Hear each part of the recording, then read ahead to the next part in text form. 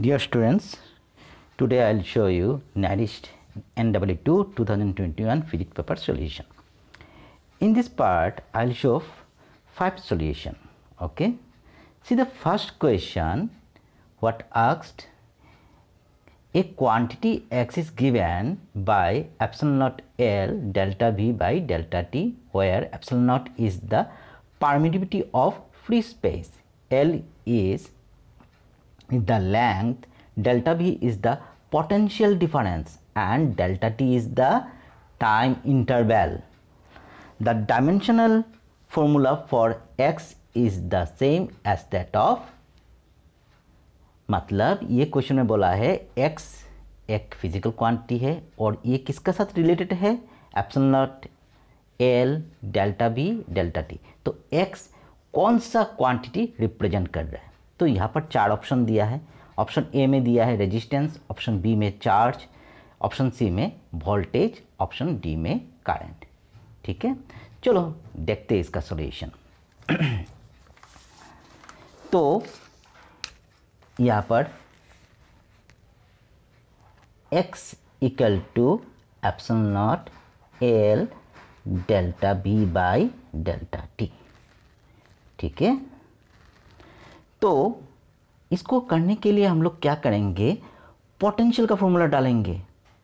ठीक है, तो कोई कर सकता है एप्सिलॉन नॉट का डायमेंशनल फॉर्मूला डालना है, पोटेंशियल का फॉर्मूला डालना है, इसके बाद कंप्लीट कैलकुलेशन करना है. ये करने में बहुत ही तकलीफ होगा. ठीक है, तो सब डायमेंशन का फॉर्मूला याद नहीं रह सकता है सबका, तो इसीलिए हम लोग क्या करेंगे, पोटेंशियल का फॉर्मूला डालेंगे. और पोटेंशियल का फॉर्मूला क्या है, हम लोग जानते हैं क्या है, V equal to 1/4 pi epsilon not Q by R. R क्या है, डिस्टेंस, Q क्या है, चार्ज. और हम लोग क्या जानते हैं, डायमेंशन में कोई भी डिस्टेंस, कोई भी लेंथ को हम लोग रिप्रेजेंट कैसे करते हैं, कैपिटल L से. तो इसको हम लोग क्या करेंगे, R का जगह में क्या लिखेंगे, L. ठीक है, तो अभी देखिए, तो V का फॉर्मूला ये है, तो ये इसमें डाल देते हैं. तो क्या होगा, epsilon not L V 1/4 pi epsilon not Q by L delta T. ठीक है, 1/4 पाई एप्सिलॉन नॉट L क्या है, कांस्टेंट है, बाहर निकाल देते हैं. Epsilon not L 1/4 pi epsilon not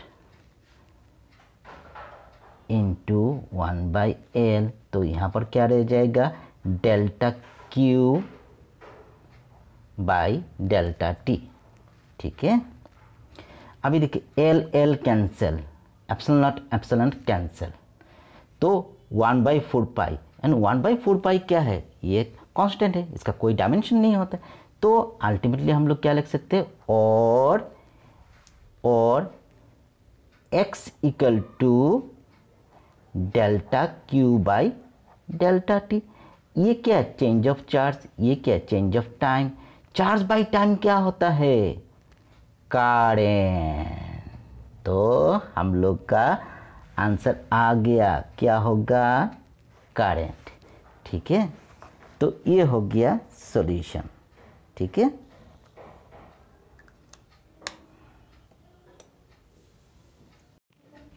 second question में क्या बोला है, देखिए, a river is flowing from west to east at a speed of 5 meters per minute. A man on the south bank of the river, capable of swimming at 10 meters per minute in still water, wants to swim across the river in the shortest time. He should swim in the direction. ठीक है, तो ये question में बोला है एक river जो है ना, वो कितना स्पीड में जा रहा है, 5 मीटर पर मिनट. कौन सी तरफ, waste to east.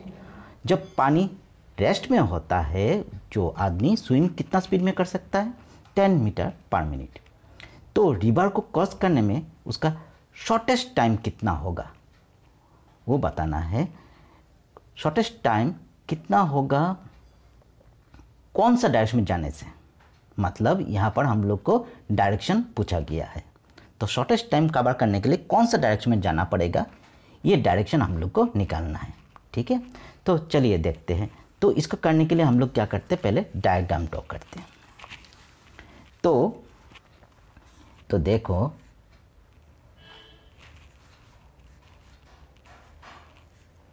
East, waste, north, south. ठीक है, तो ये हो गया हम लोग का रिवर। तो पानी कौन सी तरफ जा रहा है, वेस्ट टू ईस्ट। ठीक है, तो ये क्या है, ब्रेथ ऑफ द रिवर, इसको पकड़ लेते डी। ठीक है, तो शॉर्टेस्ट डिस्टेंस क्या होगा, ये होगा हम लोग का। तो ये डिस्टेंस कवर करने में टाइम सबसे कम लेगा। ठीक है ना, तो अभी देखिए पानी का बहाव कौन सा तरफ, वेस्ट टू ईस्ट। तो ये स्विम यहाँ से स्टार्ट करना है। ठीक है, साउथ बैंक से उसको जाना है दूसरी तरफ। ठीक है, तो पानी का बहाव है तो इसको क्या करेगा, इस तरफ लेके चला जाएगा। तो ये क्या करना पड़ेगा, इधर में स्विमिंग करना पड़ेगा, तभी जाके ये जगह में जाके पहुंच सकता है। ठीक है, तो हम लोग पकड़ लेते ये एंगल कितना होना पड़ेगा, से थीटा। ठीक है, तो नदी को क्रॉस करने के लिए कौन सा कंपोनेंट ऑफ वेलोसिटी से जाना पड़ेगा, दैट इज इधर में नदी को इस यहाँ से यहाँ पर क्रॉस करने के लिए कौन सा कंपोनेंट ऑफ वेलोसिटी से जाना पड़ेगा, v cos थीटा। ठीक है, तो वेलोसिटी का फॉर्मूला लिखते हैं, क्या होगा, v cos theta equal to क्या होगा, डिस्टेंस बाय टाइम। ठीक है, तो हम लोग को शॉर्टेस्ट टाइम निकालना है, कौन सा डायरेक्शन में जाने से, कौन सा डायरेक्शन में जाने से टाइम क्या होगा, मिनिमम होगा, वो निकालना है, डायरेक्शन निकालना है। ठीक है, तो d by v cos theta. अभी देखिए टाइम मिनिमम कब होगा, d यहाँ पर कांस्टेंट है, v भी कांस्टेंट है, तो टाइम मिनिमम कब होगा, जब cos थीटा का वैल्यू मैक्सिमम होगा। cos थीटा का वैल्यू मैक्सिमम होने से टाइम क्या होगा, मिनिमम होगा। अभी देखिए cos का वैल्यू कौन सा एंगल में मैक्सिमम होता है, तो t is minimum for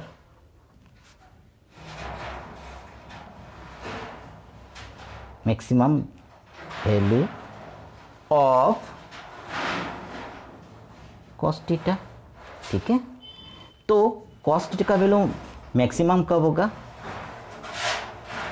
eight theta equal to 0 degree, cos 0 degree क्या होगा, 1। मतलब थीटा का वैल्यू जब 0 डिग्री होगा, cos का वैल्यू मैक्सिमम होगा, और मैक्सिमम कितना होता है, 1। इसका मतलब थीटा का वैल्यू 0 डिग्री होगा। 0 डिग्री होने से कौन सी तरफ हो रहा है, ड्यू टू नॉर्थ। इसका मतलब ये मिनिमम टाइम के लिए कौन सा डायरेक्शन में जाना पड़ेगा, ड्यू टू नॉर्थ, इस तरफ। ठीक है, तो आंसर कौन सा होगा हम लोग का, ड्यू टू नॉर्थ। ठीक है, तो ये हो गया आपका सॉल्यूशन।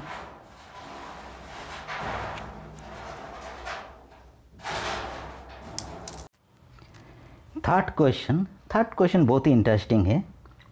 आजकल सभी मोटापा से परेशान है, मोटापा कैसे कमती करना है, उसी का ऊपर बेस करके ये क्वेश्चन है, बहुत ही इंटरेस्टिंग है। चलिए देखते हैं क्वेश्चन में क्या बोला है।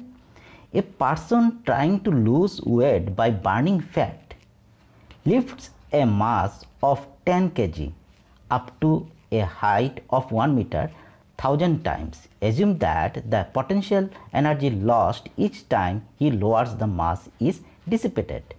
How much fat will he use up, considering the work done only when the weight is lifted up? Fat supplies 3.8 into 10 to the power 7 joule of energy per kg, which is converted to mechanical energy with A 20% efficiency rate, और acceleration due to gravity का value दिया है 9.8 metre per second square. तो एक आदमी 10 kg मास को lift करता है 1 मिनट तक। कितना टाइम्स? 1000 टाइम्स। जब भी मास को नीचे में लाता है उसका पोटेंशियल एनर्जी क्या होता है? लॉस होता है in the form of heat, जो भी है। तो हम लोग को बोला है जो फैट जो यूज़ होता है, कब यूज़ होता है? जब भी वेट को ऊपर की तरफ लेके जाता है, ठीक है। और 1 kg फैट बर्न होने से कितना एनर्जी हम लोग को मिलेगा? 3.8 इंटू 10⁻⁷ जूल। और वो एनर्जी किस पर्पज़ के लिए यूज़ होगा? मैकेनिकल एनर्जी में। मैकेनिकल एनर्जी से क्या करेगा? वो वेट को ऊपर की तरफ लेके जाएगा, ठीक है। और हम लोग को बोला है जो एफिशिएंसी रेट क्या है? तो 20%। इसका मतलब 100 kg फैट बर्न करने से हम लोग को मैकेनिकल एनर्जी कितना मास से मिलेगा? ओनली 20 kg, ठीक है। एफिशिएंसी रेट दिया है, मतलब 100 kg फैट बर्न करने से पूरा 100 kg फैट जो है ना मैकेनिकल एनर्जी में कन्वर्ट नहीं होगा। 100 kg फैट बर्न करने से हम लोग को 20 kg फैट से ही मैकेनिकल एनर्जी मिलेगा, ठीक है। तो उसने कितना मास ऑफ फैट बर्न कराया वो हम लोग को निकालना है, ठीक है। तो चलिए इसको शुरुआत करते, चलिए देखते हैं।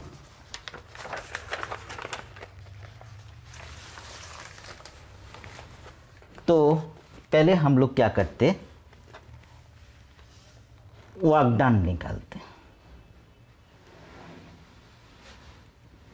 टोटल वर्क डन, ठीक है। कैसे निकालेंगे? mgh मास है, एक्सेलरेशन ड्यू टू ग्रेविटी है और हाइट है। तो हम लोग क्या करेंगे? पोटेंशियल एनर्जी का फॉर्मूला mgh, ठीक है। तो एक बार उठाने में कितना एनर्जी लगेगा? mgh। तो n टाइम्स उठाने में कितना होगा? इंटू n करने के, इंटू नंबर ऑफ टाइम्स, ठीक है। तो यहाँ पर m का वैल्यू दिया है 10, g का वैल्यू दिया है 9.8, h का वैल्यू दिया है 1 और नंबर ऑफ टाइम्स कितना है? 1000, ठीक है। तो मैं कुछ दिन पहले ही मैंने एक क्वेश्चन का की दिया था, तो उसमें बाय मिस्टेक मैंने बी बोल दिया था। मैंने वहाँ पर डिस्क्रिप्शन में करेक्शन कर दिया। इसका आंसर होगा, बाद में बताऊँगा कौन सा होगा, मैंने बता दूंगा, किंतु वो वहाँ पर डिस्क्रिप्शन में मैंने मेंशन कर दिया, ठीक है। तो इसको करने से क्या होगा? कैलकुलेशन करने से कितना हो जाएगा?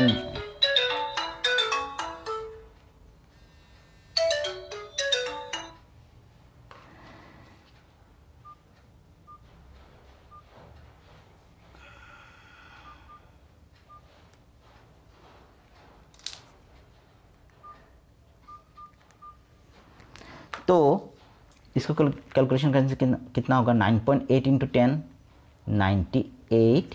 यहाँ पर क्या होगा? 10⁻³ जूल, ठीक है। अभी देखिए, फैट सप्लाई कितना करता है? फैट कितना सप्लाई करता है? 3.8 इंटू 10⁻⁷ जूल पर केजी, ठीक है। 1 kg फैट बर्न करने से इतना जूल मिलता है। बट हम लोग को बोला है एफिशिएंसी रेट, ठीक है। मतलब जितना फैट हम लोग बर्न करने इतना एनर्जी नहीं मिलेगा। तो एफिशिएंसी रेट कितना है हम लोग को, वो भी सप्लाई किया है।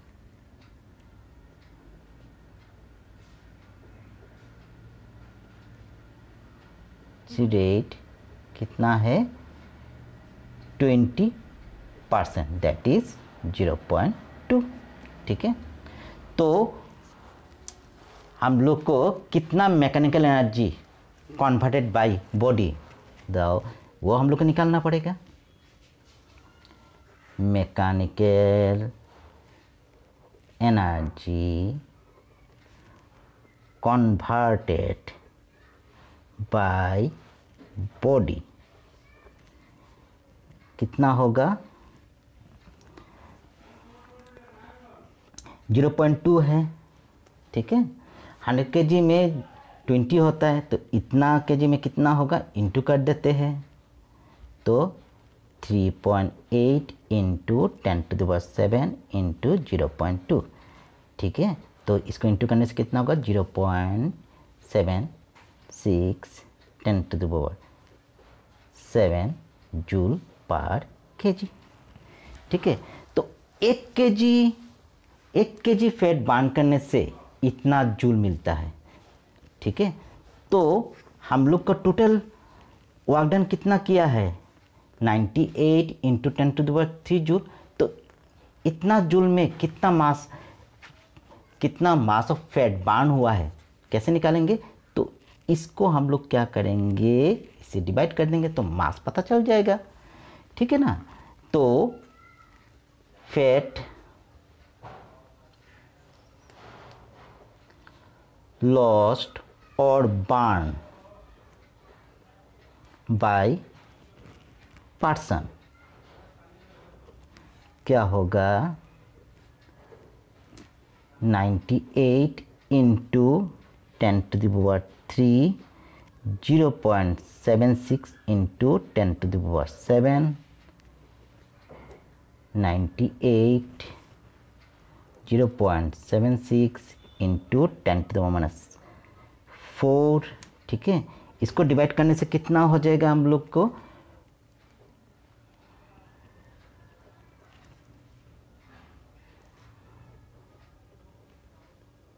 ठीक है, और इसको राउंड ऑफ करने से कितना हो जाएगा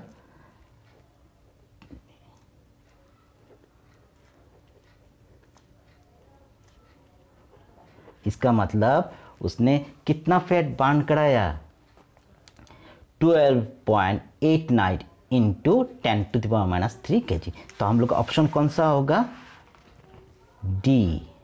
ठीक है, फोर्थ क्वेश्चन में क्या बोला है, two particles A and B initially at rest moves towards each other by mutual force of attraction at the instant when the speed of A is v and the speed of B is 2v, the speed of the center mass of the system is। तो दो body है, ठीक है, A और B, initially दोनों क्या था rest में था, तो ये दोनों मूव कर रहा है towards each other by the force of attraction, mutual attraction. ठीक है, हम लोग जानते हैं दो बॉडी के बीच में फोर्स ऑफ ग्रेविटेशन होता है, न्यूटन्स लॉ ऑफ ग्रेविटेशन, ये हम लोग जानते हैं।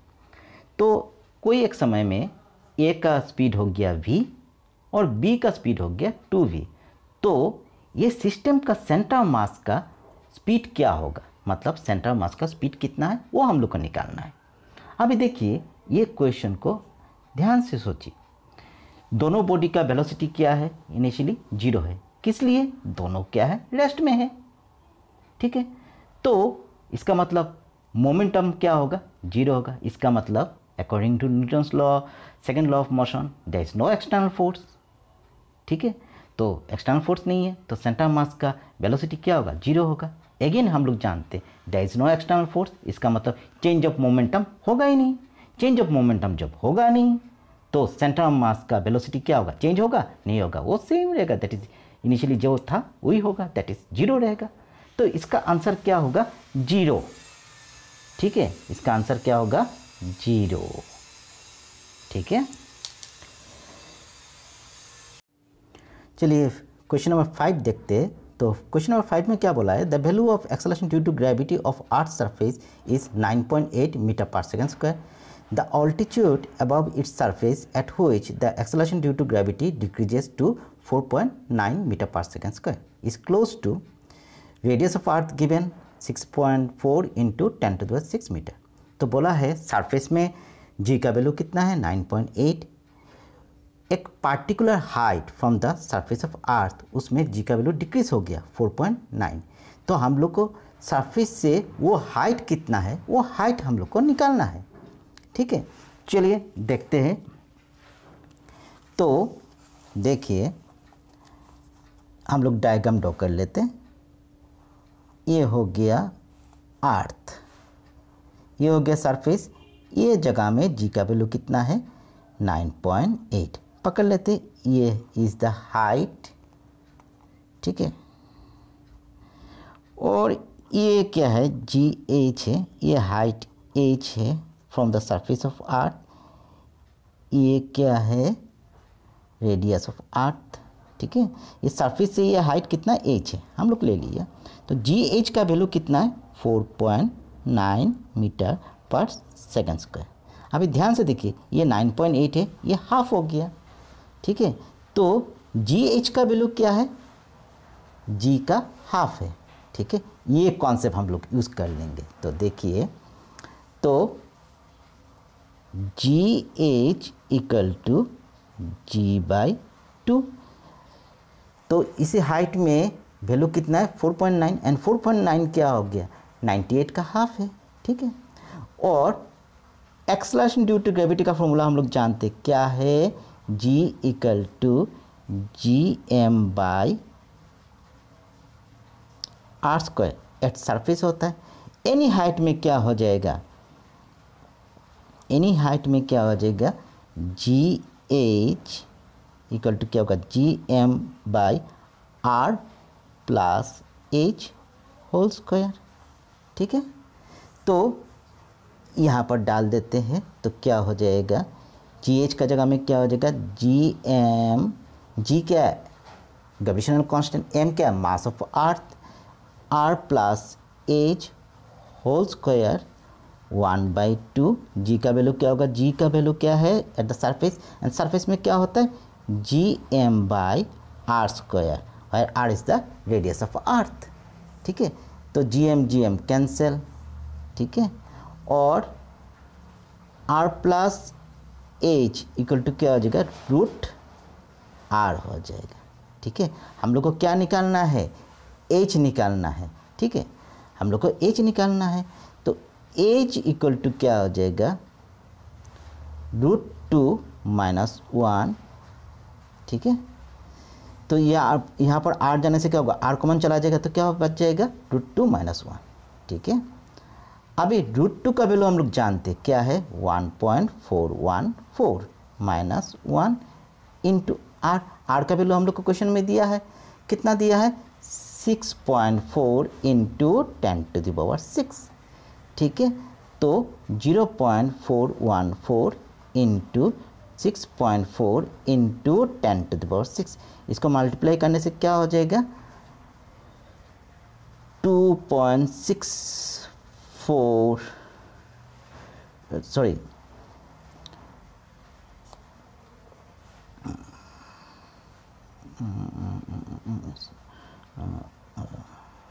हाँ यस 2 पॉइंट, हम लोग राउंड ऑफ कर लेते हैं, 2.64 इंटू 10⁻⁶, और इसको इक्विवेलेंट में क्या लिखेंगे 2.6 इंटू 10⁻⁶ मीटर, ठीक है। तो हम लोग का आंसर क्या होगा, बी होगा 2.6 इंटू 10⁻⁶ मीटर, ठीक है। तो ये हो गया हम लोग का सॉल्यूशन।